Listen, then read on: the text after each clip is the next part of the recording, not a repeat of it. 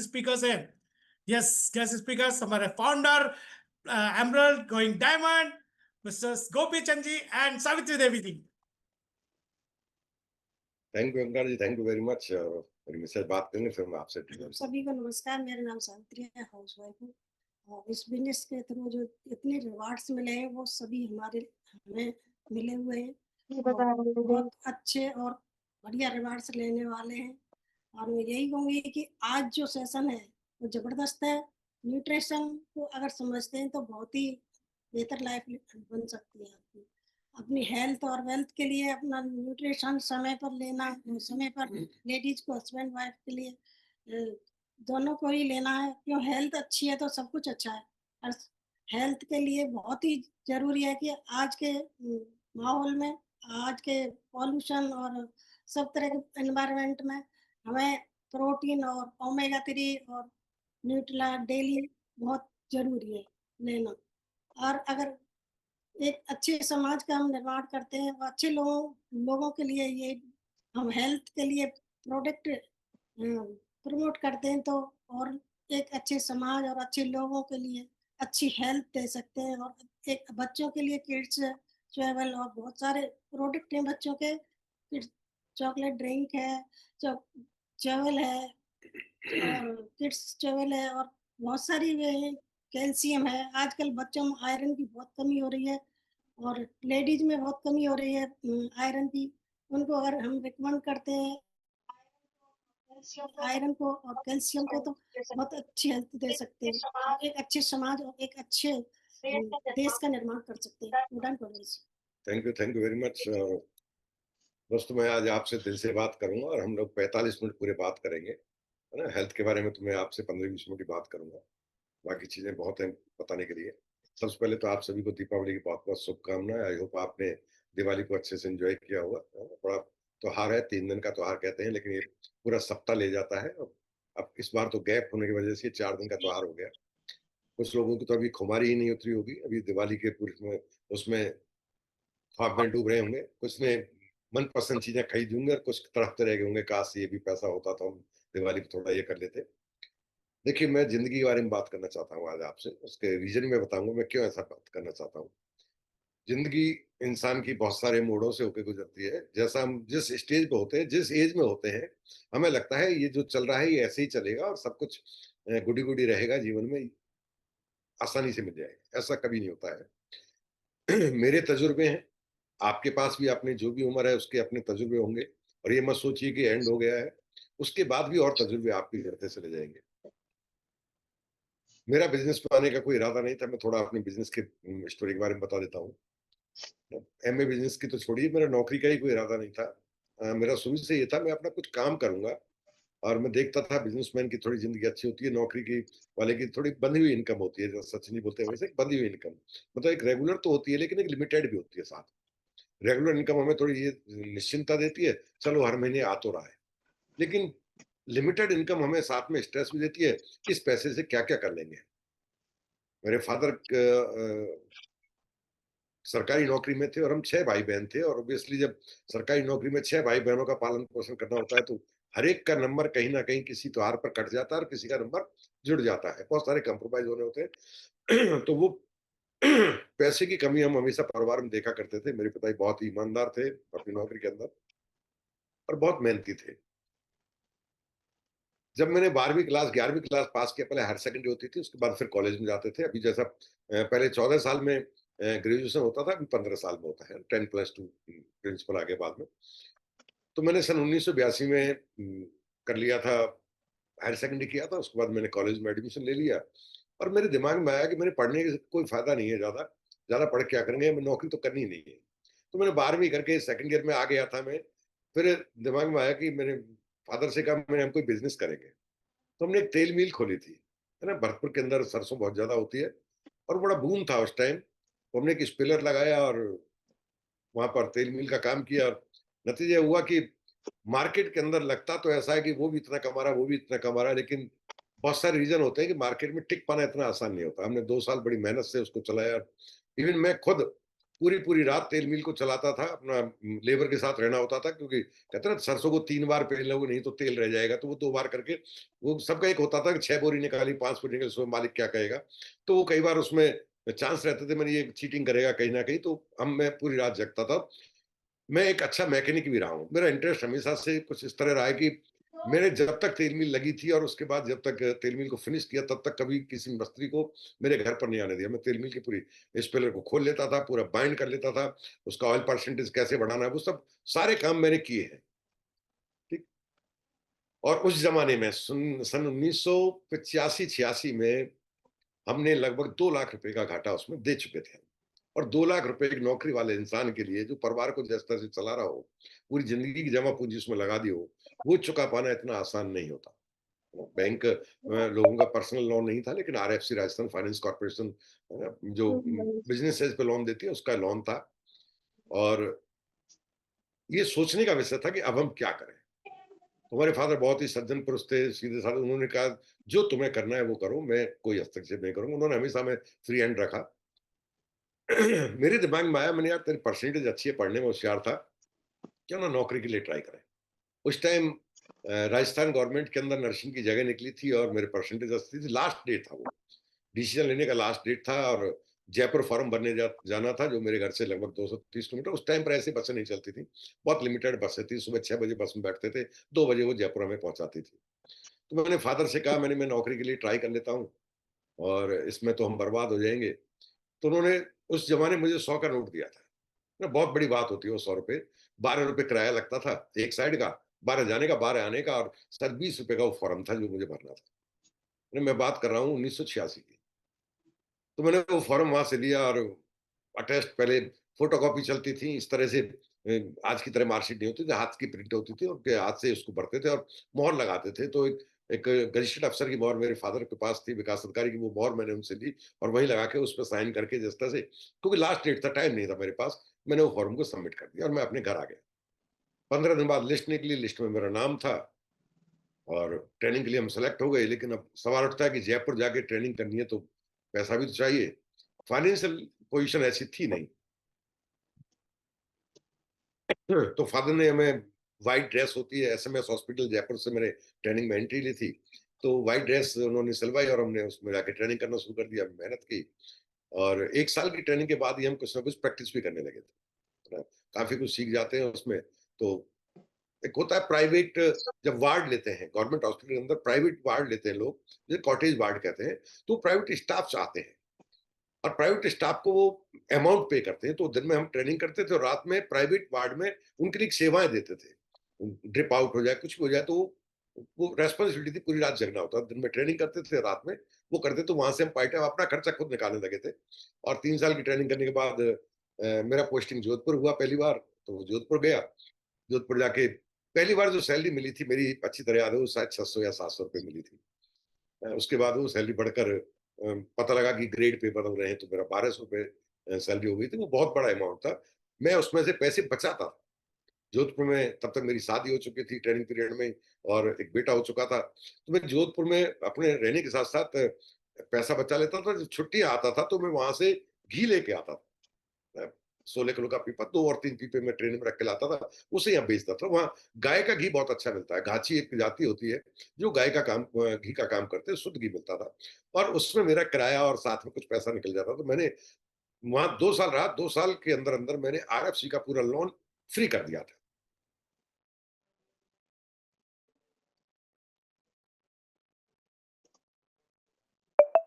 है ना?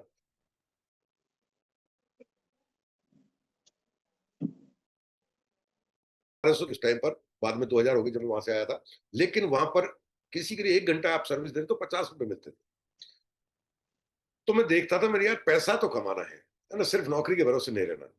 वहां से जब मेरा ट्रांसफर भरतपुर हो गया, तो मैंने यहाँ पर फिर तेल मिल के घाटे को उभरने के लिए मैंने यहाँ पर नौकरी के अंदर देखा कि प्रैक्टिस क्यों नहीं की जाए। तो मैंने प्रैक्टिस करना शुरू किया।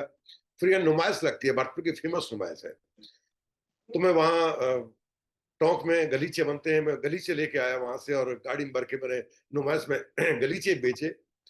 ना आप कहोगे बड़ा कमाल का आदमी, दंदी फंदी आदमी है। फिर मेरा ट्रांसफर हो गया एक और जगह मेरे घर के पास 21 किलोमीटर। तो मैंने सोचा मैं जब नौकरी करने आता हूँ तो क्यों ना 2 पैसे साथ में कमाऊँ नौकरी के साथ-साथ। तो मैंने एक जीप खरीदी, है ना, सेकंड हैंड जीप थी जिसे पीजो कहते हैं। अब नहीं आती, हाई टॉप पीजो इंजन होती है, ब्लू कलर की आती थी पहले। तो मैं ड्यूटी पर जाता, पॉस्चर भी रहता था। लोग कहते यार अभी तो नई नौकरी और देखो जीप से आता है। मैं सवारी लेके जाता था और सवारी लेके आता, जिसे डग्गेमारी कहते हैं, है ना। उससे मेरा खर्चा भी निकलता था और साथ में पैसे भी होते। और पार्ट टाइम में बुकिंग करता था शादियों की, ठीक। तो मैंने वहां भी पैसा कमाया, इकट्ठा करना शुरू किया। और फिर मैं सोच रहा था, मैंने कहा यार ये काम तो मैं कर ही लेता हूँ, गाड़ी वाड़ी तो मैं चला ही लेता हूँ, फिर कुछ ऐसा करूँ। तो ब्रिजवासी मिष्ठान भंडार फेमस नाम है मथुरा का। तो मैंने सोचा मैं कामा के अंदर पोस्टिंग, कामा एक प्लेस है, तहसील हेडक्वार्टर है, और डी का मैं रहने वाला हूँ। तो मैं ब्रिजवासी वाले के पास गया। मैं मिठाई के डिब्बे अगर आपसे थोक में लेता हूँ तो आप कितने पैसे का दोगे? उसने 120 रुपए बताए थे उस टाइम, है ना, 1 kg का। तो मैंने कहा सीधा सीधा 2 लड़के रखता हूँ, दुकान लूंगा बढ़िया, उसको डेकोरेट करूंगा, बैठेगा, गिन के दूंगा, गिन के लूंगा, फिक्स रेट है, सब पे टैग लगा दूंगा, टेंशन कोई है नहीं, बड़ा नाम है, बड़ा ब्रांड है, बिकेंगी। मैंने अगर 100 डिब्बे यहाँ बिकते हैं और 100 डीग में बिकते हैं, 200 डिब्बे बिकते हैं और एक डिब्बा मुझे 10 रुपए भी छोड़ता है, तो मैंने 2000 एक दिन के होते, महीने का 60,000 होता है, खर्चा खर्च काट कूट के 30-40,000 बचेंगे। मैंने इतने तो नौकरी में नहीं है। मुझे ऐसा लगने लगा था कि नौकरी से 5 गुने पैसे तो मैं इसी में कमा लूंगा। ठीक, मैं इसी उधेड़ मन में था। परिवार ने मुझे सेपरेट कर दिया था, और परिवार का प्रिंसिपल होता है, हम भाइयों को अलग कर दिया था। सब अपने अपने थे, पैसा जेब में कुछ था नहीं। तो तभी वहां पर मेरे एक दोस्त थे और जो मेरे साथ नौकरी करते, उन्होंने मुझे बिजनेस मॉडल दिखाया। अच्छा, ईमानदारी वाली बात यह कि इस प्लान को पहली बार देखने में लगता नहीं है कोई बिजनेस है। ऐसा लगता है मैं तुम्हें लपेटूंगा, कुछ तुम लपेट देना, और ऐसे लोग लपेटते चले जाएंगे और पैसा आना शुरू हो जाएगा। तो लगा ही नहीं था मुझे बिजनेस है। तो मैंने इसको मना कर दिया। मैंने यार मैं ऐसे काम नहीं करता, मैं मेहनत पर यकीन करता हूँ, फ्री में पैसा मुझे नहीं चाहिए।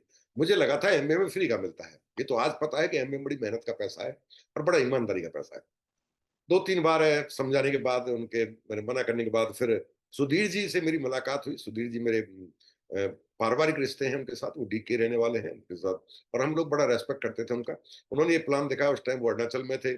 उन्होंने कहा कि ये बिजनेस है और तुम इसके मना कर रहे हो, इससे समझो ठीक से। मैंने कहा आप कर रहे तो भाई साहब कर लेते हैं, लेकिन हमारी तो एक ही शर्त है, पैसा नहीं है। तो 6200 रुपये लगते थे उस टाइम, और उस टाइम मेरी सैलरी सन 2000 में 6200 रुपये हो गई थी। एक महीने की सैलरी 6200 रुपये, ज्वाइनिंग का चार्जेस 6200 रुपये। कोई समझाता ही नहीं था कि 4200 रुपये में ज्वाइनिंग होती है, वो 100 पीवी से समझाया जाता था। तो सीधा 6200 था, 4200 का चक्कर था ही नहीं। ये तो ज्वाइनिंग के बाद पता लगा कि रियल कॉस्ट तो इसकी 4200 थी। तो वो भी पैसे मैनेज किए थे सुधीर जी ने, उधार पैसे मैंने उनसे लिए। मैंने बिजनेस से मैं कमा के आपको दे दूंगा। और बिजनेस जब ज्वाइन कर लेते हैं शुरू में, चाहे कुछ भी हो, फिर लगता है तो मेरा बिजनेस है। फिर लगा कि यार अब तो इस बिजनेस से पैसे कमाने, इतनी बात समझ में आ गई थी, 3 लोग बन जाएंगे तो एमरेड बन जाएंगे, और एमरेड पे लाखों रुपए में आने लगेंगे। उस टाइम लाख रुपए बहुत बड़ी बात होती थी, सिल्वर को 25-26 हजार रुपए बताए जाते थे। तो मैंने 3 महीने की छुट्टी ली। मैंने एक महीने में 100 आदमी, इसमें 100 ही लगते हैं, आज भी 100 का प्लान देखा आपने, लगभग 100 परिवार, 10 लाख का टर्नओवर समझ में नहीं आया था, 100 परिवार समझ में आ गए थे। मैंने कहा 10 लाख का टर्नओवर जैसे आप दिखाते हैं, उस टाइम ये 10 लाख का नहीं था, कम का टर्नओवर था। मैंने कहा ये टर्नओवर तो बड़ा है करना, ये तो टेढ़ा काम है, लेकिन 100 आदमी लपेटना आसान काम है। तो मैंने 100 इस महीने, 100 अगले महीने, 100 अगले महीने, 3 महीने के अंदर एमरल्ड हो जाएंगे, लाख रुपए की इनकम हो जाएगी, तब नौकरी ढंग से करेंगे। तो मैंने 90 दिन की पीएल फॉर्म भर दी थी। पीएल वह छुट्टी होती है जिसका आपको रिटायरमेंट पर सीधा पैसा मिलता है, एक दिन की सैलरी बराबर एक पीएल। 90 दिन की जब मैंने पीएल भरी थी, तब तक मेरी नौकरी 11 साल की हो गई थी। तो मेरा जो अधिकारी था वो जिसने छुट्टी सैंक्शन की थी, वो भी देख रहा था कि कोई बड़ा काम करने जा रहे हो। तो लोगों में एक चर्चा का विषय बन गया था, जरूर ये कोई बड़ा हाथ मारा है इसने। तो लोग पूछने लगे, और पूछने लगे तो मेरी ज्वाइनिंग आसान होने लगी। होता है ना कि आपको ऐसा करते हैं लोग, 7 दिन की पीएल लेने के लिए सोचते हैं एक संडे इधर बचा ले, एक इधर बचा ले, ताकि 2 पीएल हमारी बच जाए। मैं तो सीधा थोक में झोंक रहा था पीएल को। तो लोगों को लगा कि कुछ बड़ी बात है, बता नहीं रहा है। तो नतीजा ये हुआ कि मेरे साथ लोग तेजी से आने लगे, और मैं पहले महीने में 15% हो गया। और मैंने कहा 15 थोड़ी कसर रह गई, अगले महीने तो फिर कर ही देंगे हम इसको, है ना। तो वो मेरा गोल एक ही था, 9 से वो 3 से लोग, लेकिन ये समझ में नहीं आया था कि 3 से 3 अलग-अलग लेग में। मैंने कहा 3 से 100 एक बार, 100 एक बार, 100 एक बार। वो 3 से में से लगभग 100-150 तो हमने एक ही लेग में डाल दिए। बाद में पता लगा कि ऐसे बिज़नेस नहीं चलता है।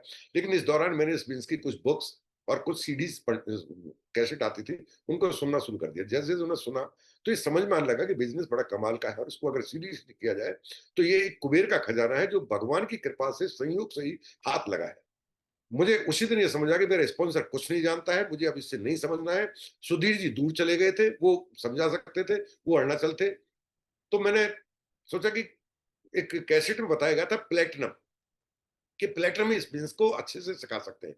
तो मैंने एमबीए ऑफिस में जाके पूछा मेरे प्लेटिनम का नाम क्या है? उन्होंने बताया आपके प्लेटिनम का विनोद चौधरी है। मैंने कहा एड्रेस क्या है? उन्होंने एड्रेस दिया और साथ में उनका फ़ोन नंबर दिया। लैंडलाइन नंबर होता है। मैंने एक टेलीफ़ोन बूथ से, तब मोबाइल नहीं होते थे, फ़ोन किया और फ़ोन करने के बाद मुझे इनसे रूबरू हुए और रूबरू होने के बाद मेरी टीम में जो लोग आ गए थे, उनमें से मैंने एक व्यक्ति को सेलेक्ट किया, है ना? वो 2 गए थे बाद में। मैंने यार इस एड्रेस पर जाके इस इंसान से मिलो और देखो ये जो वास्तव में एमपी बिज़नेस के बारे में ये बता सकते हैं कुछ। और उस शख्स का नाम था प्रकाश वीर। वो और उनके साथ एक दोस्त थे उनके, वो दोनों गए और वहां जाके जस्ट ऐसे पूछा। अब मोबाइल नंबर, अब फोन भी आप कहाँ से, ऐसे आसान नहीं था, सब कुछ नहीं था जैसा आज दिख रहा है आपको, आप यहाँ से देख रहे हैं। जिस तरह से वो पूछिए मालूम कर लिया और पता चला कि बड़ा काम है और दोनों भाई बड़ी मेहनत से इसको कर रहे हैं, उसमें पैसा है। लौट के आके मैंने अब तो इस बिजनेस को ही देखना है। तो हमने इसको तूफानी गति से किया, मेहनत की, दिल लगा के, रात देखा ना दिन देखा। मैं ये नहीं पता था टेम्परेचर क्या होता है गर्मी में, और मैं ये भी नहीं पता था सर्दी में टेम्परेचर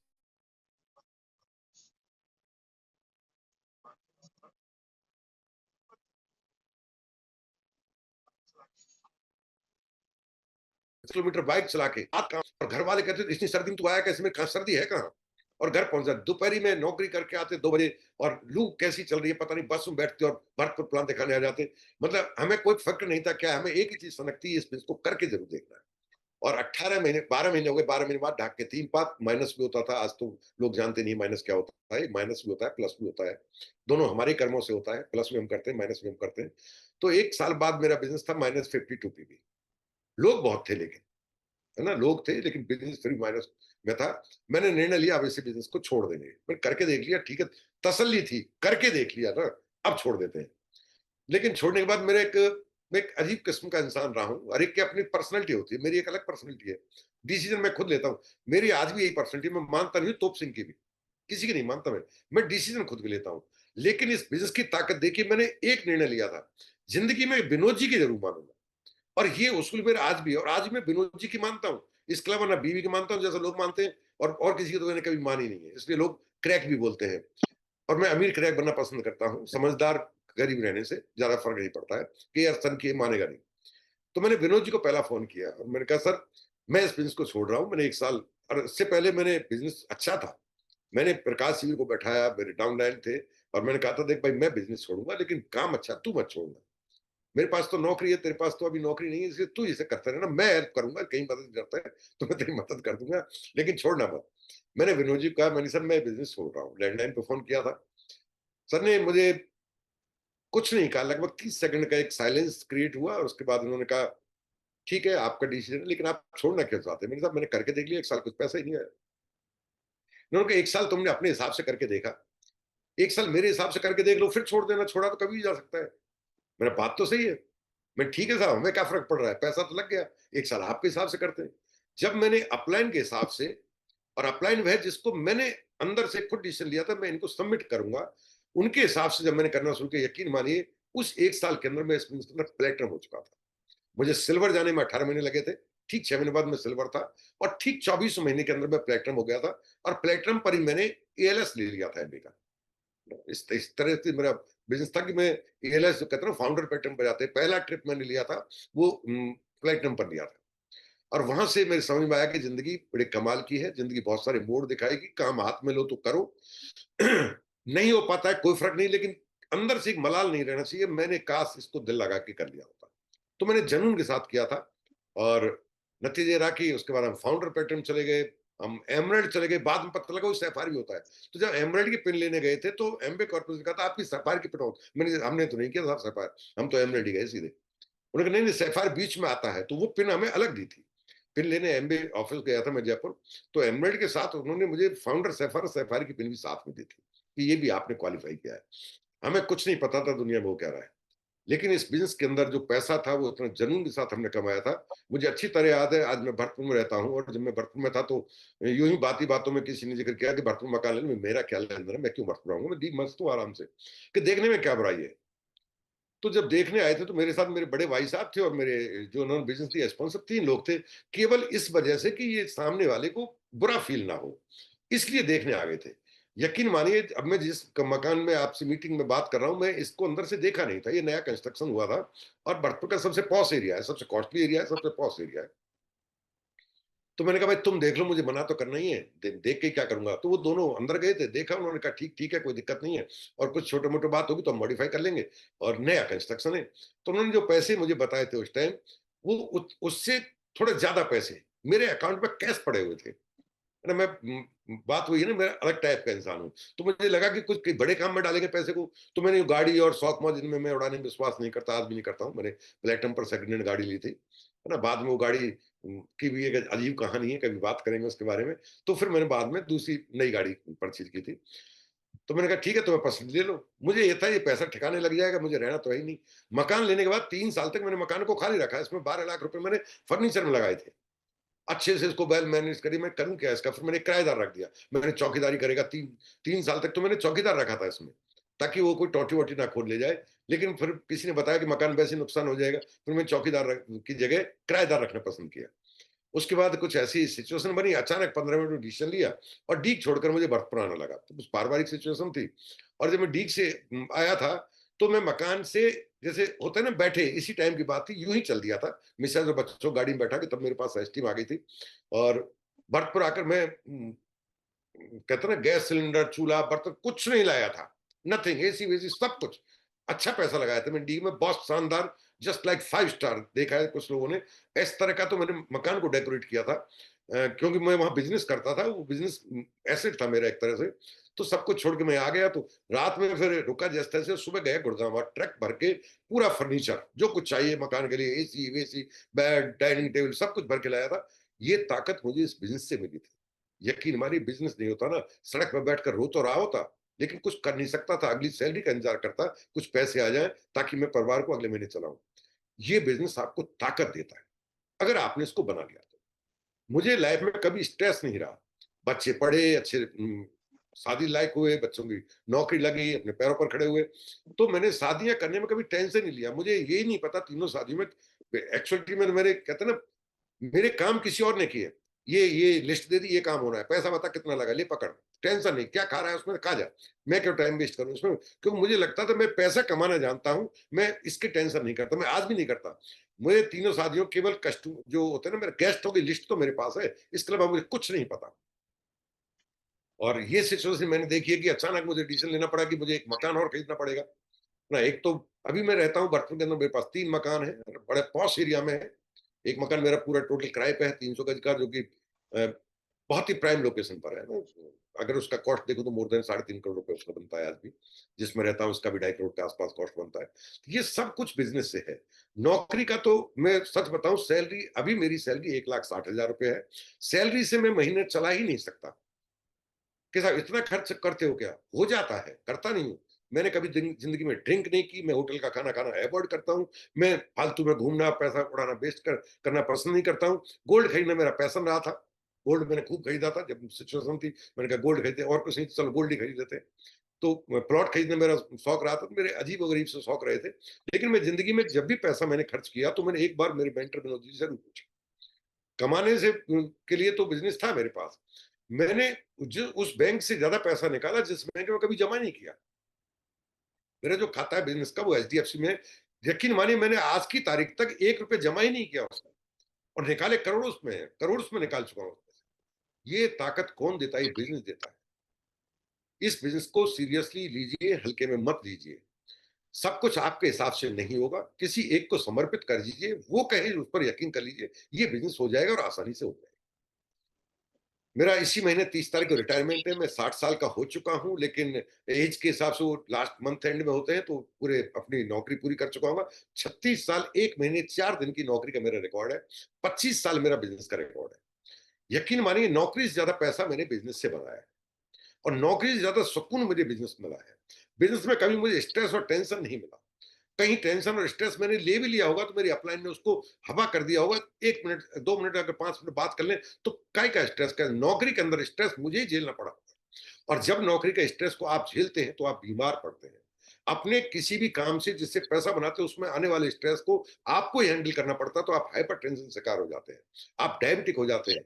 एमबीए बिजनेस करने वाले डायबिटिक और हाइपरटेंशन शिकार अगर होते हैं तो एक ही बात है, वो अपने स्ट्रेस को शेयर नहीं करते, उनके पास कोई एक अच्छा मेंटर नहीं है। अदरवाइज यहाँ कोई बीमार होने का कारण ही नहीं बनता। मैं मेडिकल में मेरा जॉब करता हूँ as a senior nursing officer, as a nursing student मैं रिटायर हो रहा हूँ अभी। और मैंने कभी मेडिकल में रहने के बावजूद कभी मेरे कोई ड्रिप नहीं लगी, आईवी फ्लूइड मैंने नहीं लिया है, कभी कभी इंजेक्शन नहीं लगा मेरे। मैं कभी एंटीबायोटिक, मुझे याद नहीं मैंने कभी लिया हो। मैं एंटीबायोटिक नहीं लेता। कभी बहुत ज्यादा दर्द हुई, कभी किसी कारण से अगर 2 दिन नहीं सो पाया तो एक हल्का सा पेन किलर, है ना, मेरे कभी कान में दर्द हो जाता है तो एक पेन किलर सिंपल लेता हूँ, एसिडोफिशियम, वो भी बड़ा सिंपल सा, ब्रूफेन। और इनके साइड इफेक्ट मुझे पता है, मैं इस तरह के नहीं लेता कभी भी, डाइक्लोफेनाक वगैरह मैं नहीं लेता। ठीक। तो ये सब कुछ आपको बिजनेस देता है। मैंने जिंदगी में ये देखा है कि लोगों के बीमार पड़ने का कारण क्या है, कि बीमारी के जो ग्राफ है आज की तारीख में, जिस कॉलोनी में मैं रहता हूं इसमें सभी मेडिकल वाले हैं ना, डॉक्टर्स हैं, बेस्ट नर्सिंग होम्स है इसके अंदर। इस कॉलोनी के अंदर मैं समझता हूँ करीब 30 या 40 तो नर्सिंग होम ही होंगे। सब पर भीड़ है, रास्ते जाम हो जाते हैं, शिकायतें होती हैं कि साहब इनको यहाँ से हटाओ, ये गाड़ियां नहीं निकलती। आप व्हीकल निकालना टेढ़ा काम हो जाता है, रात को व्हीकल निकालना आसान है, दिन में, जबकि अच्छी कॉलोनी है। तो ये भीड़ आती कहां से है और क्यों ये भीड़ आती है और क्यों हम बीमार नहीं पड़े? मैं मेडिकल में होने के बावजूद भी आज सारी बीमारियों का शिकार हो चुका होता अगर एमबीबीएस नहीं बिल्ड करता तो। मेरे वो साथी जो साथ में नौकरी करते हैं, किसी को डायबिटीज है, किसी को हाइपरटेंशन है, कोई किसी की दवाई खा रहा है, कोई थायराइड खा रहा है, कोई कुछ खा रहा है, जिसे देखो रोता ही रहता है, झुर्रियां पड़ गई हैं।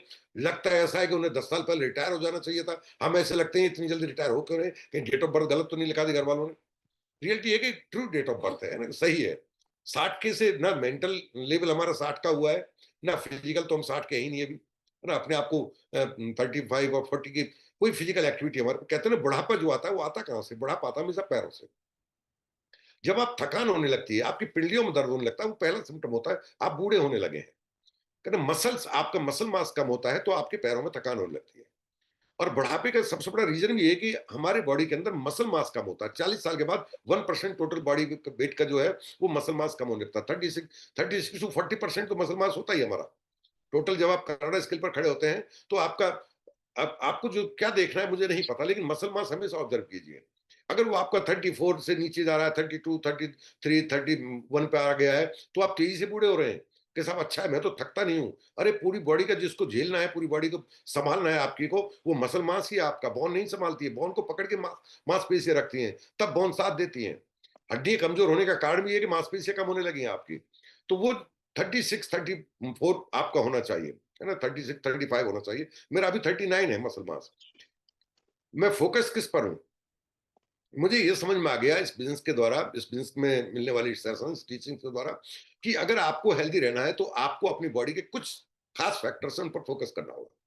पहली बात तो है हमारी बॉडी के में जो स्वस्थ चाहिए, उसके लिए हमारी आज की जो लाइफ स्टाइल है उसको समझना होगा। आज की लाइफ स्टाइल में क्या कमियां हैं और क्या सॉल्यूशन निकालें। पहले लोग इस तरह की बीमारी नहीं होते थे, कम्युनिकेबल डिजीज होती थी, है ना। कम्युनिकल मतलब सामाजिक डिजीज, एक से दूसरे में फैलने वाली। अभी लाइफ स्टाइल डिजीज है। अभी जिसको जो लग गया वो उसे उसे ही झेलना है, उसका परिवार उसका साथ नहीं देगा।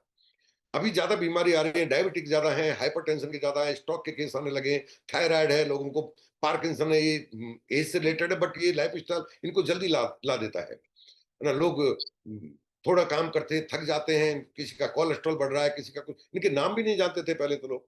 मैंने उस टाइम से नौकरी करना शुरू किया, 36 साल कम पीरियड नहीं होता, तब कंपाउंड बनाकर बेचे जाते थे, है ना, दिए जाते थे हॉस्पिटल के अंदर, यानी कि ड्राई पाउडर आते थे, कफ मिक्सर बनता था, उसको ओन्स में मिलाया जाता था ताकि एक फ्रेश मिक्सर बना सके। अभी तो सब कुछ रेडी टू यूज है, रेडीमेड आता है।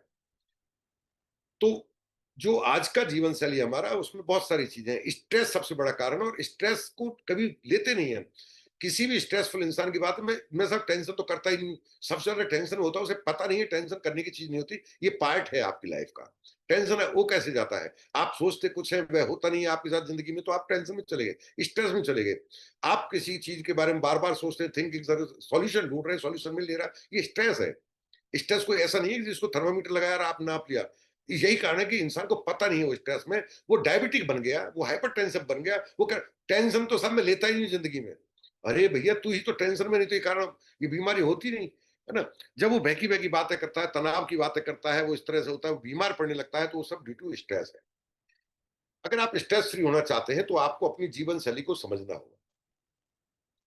काम का तनाव, बॉस की डांट, वह काम करवाने के लिए आपको मोटिवेट करना जो आप करना नहीं चाहते, परिवार की वह डिमांड करना जिन्हें आप पूरा नहीं कर पा रहे हैं, बच्चों की वह मांग जिसे आप पूरा नहीं कर पा रहे, ये सब all of cause of stress, सभी स्ट्रेस के कारण है ये। और यही आपको बीमारी की तरफ धकेलते हैं। वजन बढ़ना स्ट्रेस का एक बड़ा रीजन है। वैसे कहते हैं ना, सब ओवर वेट जो होते हैं वो सिर्फ खाने से होते हैं, गलत हैबिट्स होते हैं। मैं ऐसे लोगों को जानता हूं जो बोलते हैं मैं 2 चपाती खाता हूं, मैं ये भी नहीं खाता, मैं वो भी नहीं खाता, मैं ड्रिंक भी नहीं करता, मेरा वजन बढ़ रहा है, स्ट्रेस की वजह से बढ़ रहा है ना। स्ट्रेस के लिए कुछ हार्मोन्स जिम्मेदार होते हैं, उन हार्मोन्स को आपको समझ नहीं करते, वो हार्मोन्स को कैसे आप कंट्रोल करें। जीवन शैली में जो आज की तारीख में आ रहा है वो आ रहा है हमारा गलत खान पान का चुनाव। और वो गलत चुनाव हमारा, हमें दोष अपने आप को नहीं दे सकता, वह मजबूरी है, क्योंकि सही खान पान का पता भी नहीं है और मिलता भी नहीं है। जब थोड़ा घर में खुशी का माहौल होता है तो होटल पे खाने का एक निर्णय लेते हैं, सब सब रेस्टोरेंट पे खाएंगे या रेस्टोरेंट से मंगा लेंगे। जब खुशी की बात है तो घर में तकलीफें क्यों लाना चाहते हो, बीमारी का घर क्यों बनाना चाहते हो। लेकिन हमारा यही तरीका बन गया है सेलिब्रेट करने का। आज तो रेस्टोरेंट से बढ़िया मटर पनीर, अरे 7% पनीर मिलता है हिंदुस्तान के अंदर, तो बाकी 93% तो है ही नकली। आप किस बात करें, वो बड़ा बड़ा ब्रांड है, वो तो उस पर नकली मिल ही नहीं सकता। अरे बड़ा ब्रांड है तो उसी पे तो असली नहीं मिल सकता, इतना आएगा कहां से, है ना। घर पे बनाओगे कहां से आप। लेकिन हमारा अपना तरीका है, रात को लेट तक जगना और सुबह लेट पर जगना, है ना। लेट 1 बजे 2 बजे 3 बजे सोना, हम इसे मानते हैं कि ये जिंदगी का मजे ले रहे हैं हम। ये स्ट्रेस का कारण बन जाता है। स्क्रॉल यूं ही करते जाना, इनपेशेंस हो जाना, जो हमारा पेशेंस पीरियड है, टाइम पीरियड अभी 15 सेकंड पर आ गया है ना। यही कारण है कि जो ऐड है वो आपको विद इन 7 सेकंड में फिनिश कर दिए जाते हैं, क्योंकि इनपेशेंस है, धैर्य नहीं है हमारे पास, हम सुन नहीं सकते किसी को, कोई हमसे बात करे हमें अच्छी नहीं लगती बात है, हम चाहते हैं सब चीजें हमारे हिसाब से गुडी गुडी हो, वो पॉसिबल नहीं है। खाने की बात करें तो हम कहते हैं मैं मिर्च नहीं खाता, मैं तेल नहीं खाता, मैं तला नहीं खाता, मैं तो सब क्या खाता हूं, मैं तो मार्केट से पिज्जा खाता हूं, उसमें तेल कहाँ है। आपको पता ही नहीं है, जिन्हें आप नॉन साल्टेड कहते हैं वो हाई साल्टेड है, और जिन्हें आप नॉन फ्राइड कहते हैं वो हाई फ्राइड है। बिना उसके अंदर ऑयल डाले हुए, बिना पाम ऑयल डाले हुए पिज्जा नहीं बना करता है कोई भी चीज है। लेकिन आज हम उस फूड की तरफ जा रहे हैं, इंडियन फूड को छोड़कर हम कहते हैं ना इटालियन फूड चाहिए, चाइनीज फूड चाहिए। ये सब चीजें आपको पता नहीं है आपकी बॉडी के अंदर क्या नुकसान कर रही है। इन्हें डाइजेस्ट करने के लिए हम फिजिकल एक्टिविटी करते नहीं है, नतीजा क्या है, हम बीमार पड़ते चले जा रहे हैं। और यही कारण है कि हिंदुस्तान का सबसे मोस्ट प्रॉफिटेबल जो इंडस्ट्री है वो सिक इंडस्ट्री है इस टाइम। कोई फार्मेसी कंपनी आपने बंद होती नहीं देखी होगी, कोई नर्सिंग होम आपने डूबते हुए बंद होते नहीं देखा होगा, कोई भी बैंक से स्टेटमेंट लीजिए ये नहीं कहेगा कि सबसे सारे डिफॉल्टर आपको हॉस्पिटल, प्राइवेट हॉस्पिटल वाले मिलेंगे, एक भी डिफॉल्टर नहीं मिलेगा। एक प्राइवेट नर्सिंग होम वाला लगता है इसने खोद तो लिया है, चलेगा कैसे, इतनी लंबी चौड़ी बिल्डिंग बनाई है, इसका कर्ज कैसे चुकाएगा, और आप देखोगे थोड़े दिन बाद उसके सामने 10 करोड़ की बिल्डिंग और खरीद लेता है। मोस्ट प्रॉफिटेबल और आम आदमी के लिए सबसे ज्यादा खर्चीला काम भी ये है। एक छोटी सी बीमारी होने पर आपको एक क्लिनिकल एग्जामिनेशन कहते हैं कि आपके लक्षण के आधार पर इलाज करना, वो नहीं होता है आज की तारीख में। एक लिस्ट थमा दी जाती है, जांच करा लीजिए। आपको नहीं पता उसमें कितने परसेंट किसको कहां जाना है, मैं नहीं बात करना चाहता, लेकिन 40% मिनिमम जाएगा तभी वो नर्सिंग होम चलेगा उसका। लेकिन एक दवाई जहां एक गोली की आपको जरूरत थी, वहां पूरा पर्चा खींच दिया जाता है। देख रहे हैं सब कुछ और बीमारी ना निकल आए, आपको तो नहीं पता ना क्या निकल आए, निकलेगी नहीं निकलेगी, लेकिन आप निकलवा लोगे उन बीमारियों को। आपको लगता है मेरी मन, अगर किसी ने आपको ईमानदारी से, किसी ने आपको बोल दिया कि एक तुलसी खा लीजिए 600-700 रुपए में आप ठीक कर दिया, तो आपको यकीन उठ जाएगा। आपको तो मजा जब आने वाला है जब आप एक जेब में से कार्ड निकालते हैं, अब मेरा हेल्थ कार्ड है और मेरा तो इंश्योरेंस हुआ है जी, और वो आपको भर्ती कर देता है, और एक जुकाम के नाम पर आपका 30-40 हजार का पर्चा काट देता है। आपको लगता है मैं सही जगह पर आया हूँ। ये सब भ्रांतियां, इनसे दूर होने की जरूरत है। हेल्दी रहने के लिए आपको क्या करना है, आपको समझना है जीने का सही ढंग। और सही ढंग में 5-7 चीजें हैं, मोटी मोटी चीजें हैं, उनको ध्यान रखिए। आप पूरी जब तक जिएंगे आप हेल्दी रहेंगे। और ये हैबिट सिर्फ आपको अपने अंदर नहीं डालनी है, परिवार के पूरे परिवार को उस हैबिट का हिस्सा बनाना है, क्योंकि बीमार एक होता है तो तनाव सब पूरे परिवार को होता है। जब एक बीमार होता है, कहते हैं ना एक बीमार हुआ तो खिचड़ी पूरे परिवार खानी पड़ती है, वो सही बात है। तो आपको करना क्या है, आपको पूरे परिवार के लिए खाने का अपना मेनू रखना है कि भाई हम ये खाएंगे, ये नहीं आएगा हमारे घर में, होटल का नहीं आएगा, पैक्ड फूड। मोटी सी भाषा में समझिए, पैक्ड फूड से बचना है। अब ये नहीं दूध तो पैकेट में आता है, वो पैक्ड फूड नहीं, बात नहीं कर रहा मैं। पैक्ड फूड है रेडी टू यूज, दूध को सीधा नहीं पीते आप, गर्म करते हैं। रेडी टू यूज, चिप्स आया उसके अंदर, मैगी आया उसके अंदर, जो भी आ रहा है वो पैक्ड में आ रहा है, उससे आपको बचना है। आपको सोने का अपना टाइम टेबल सही रखना है। आप जितना जल्दी हो सके उतना जल्दी सोएं, और जब लेट सोते हैं तो आप पूरी 8 घंटे की नींद लें। किसी कारण से नींद 8 घंटे नहीं हो पा रही है तो याद रखें 3 दिन से ज़्यादा ऐसा नहीं होना चाहिए कि अभी जगना पड़ गया कि आज 4 घंटे, कोई घर में शादी है, कुछ भी, कोई बात नहीं। लेकिन 3 दिन के अंदर-अंदर आपको एक 8 घंटे का पूरा स्लॉट पूरा करना है। और नींद अगर नहीं आती है तो आप मेडिटेशन का सहारा लीजिए, फिर आप ड्यू टू स्ट्रेस नहीं आती है।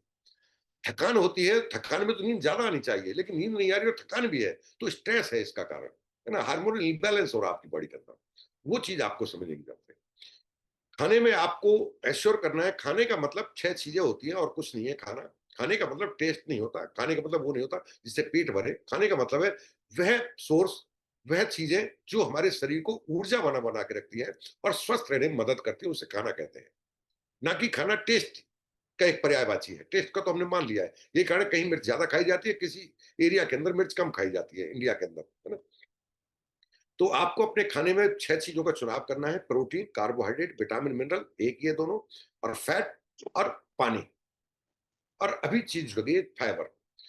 ये जो आप खाते हैं उसमें सफिशिएंट मात्रा में है, तो बहुत अच्छा है। नहीं है तो आपको इनको सप्लीमेंट करने की ज़रूरत है। पानी को सप्लीमेंट करोगे कैसे?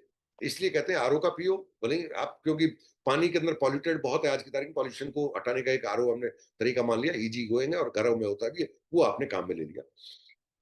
विटामिन मिनरल के जो सोर्स होते हैं वो आपके फल और हरी सब्जी होती है, लेकिन फल और सब्जी उगती तो जमीन में के अंदर है, जमीन के अंदर न्यूट्रिशन वैल्यू कम हो गई है। मैं नहीं बोल रहा हूँ, ये डब्ल्यूएचओ की रिपोर्ट है, साइंस आप कहीं से भी सोर्स से ढूंढ सकते हैं, आप पता लगेगा मिट्टी की न्यूट्रिशन वैल्यू कम है। इसलिए जब हम बोलते हैं न्यूट्राइट के बारे में, बड़े गर्व से बोलते हैं कि दुनिया के अलग अलग कोने में हमारे फार्म हाउस हैं, है ना? एग्रीकल्चर लैंड कॉर्पोरेशन ली हुई 6,500 एकड़ की। ये क्यों गर्व की बात है?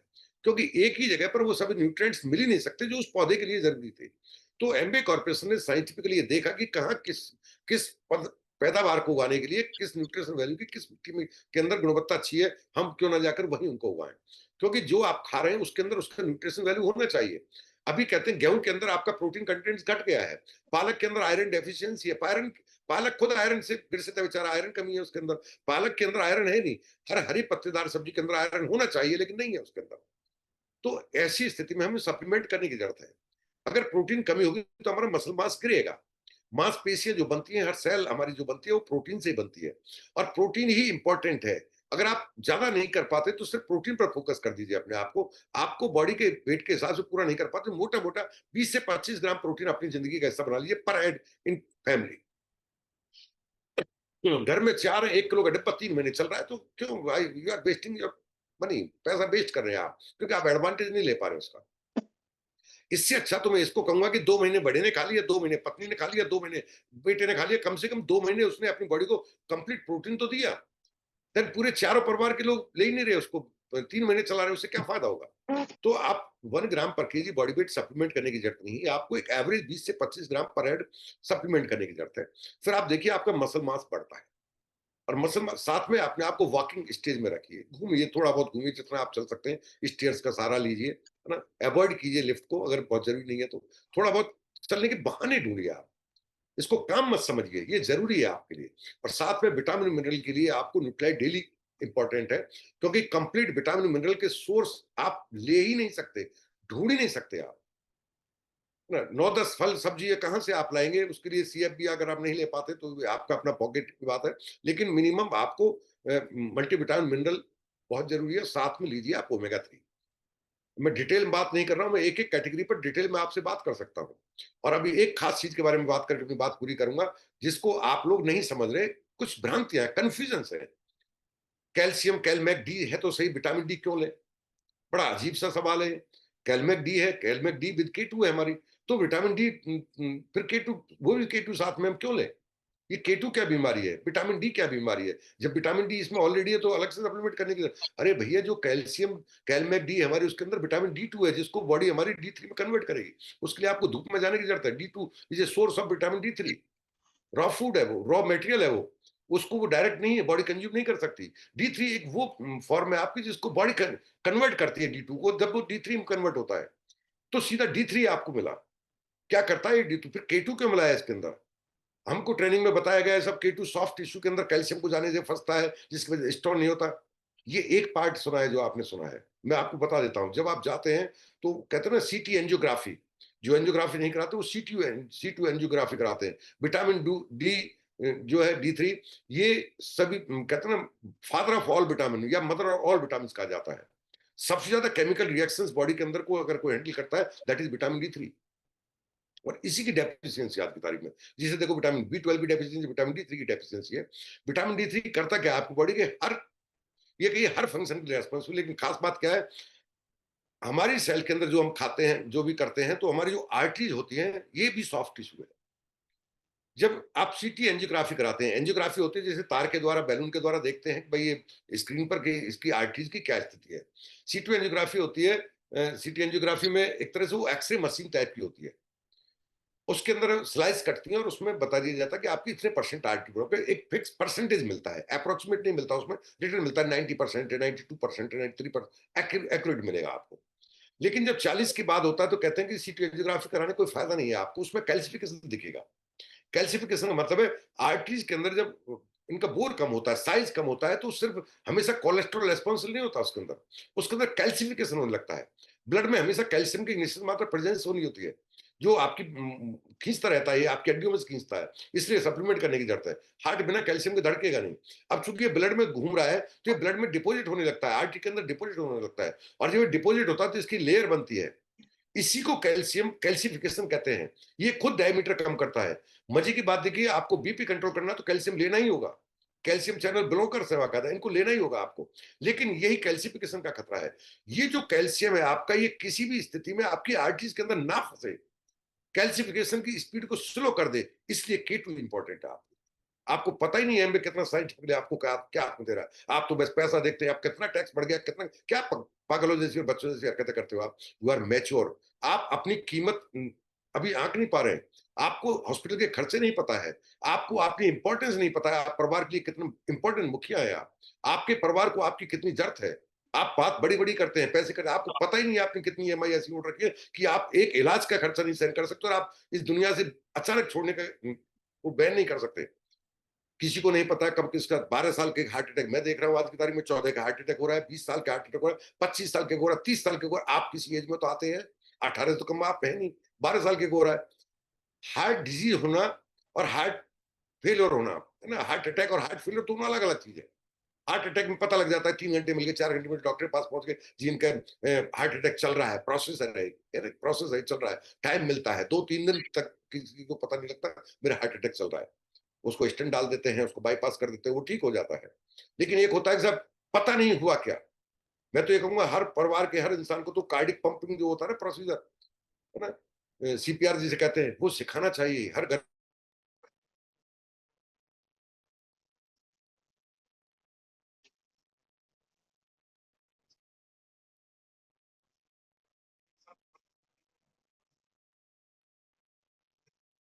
Q10 को जिंदगी का हिस्सा बना लीजिए। अगर आप लंबी जिंदगी, आप मत करिए ना MBA, किसने मना किया है आपको MBA कीजिए? कौन कह रहा है आप MBA कीजिए?